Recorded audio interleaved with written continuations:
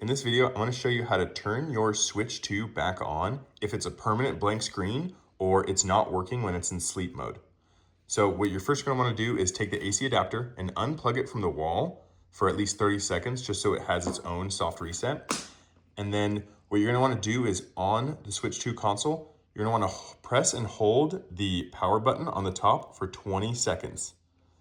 This performs a hard shutdown so that the console is fully shut down.